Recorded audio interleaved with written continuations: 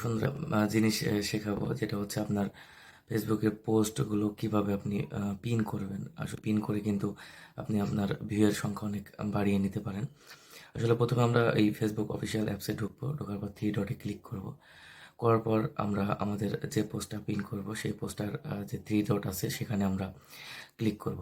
এরপর pin post যেখানে আছে সেটা ক্লিক করব, তাহলে দেখেন যে এটা পিন হয়ে যাবে। তো এভাবেই কিন্তু আমরা অনেক বেশি ভিউজ আনতে পারি।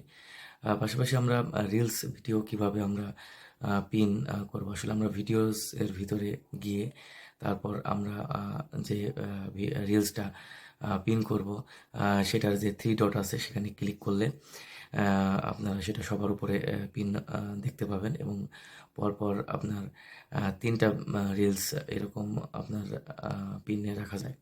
তো এইভাবেই কিন্তু আপনারা অনেক বেশি ভিউজ আনতে পারেন, এবং যে ভিডিওটি আপনার অনেক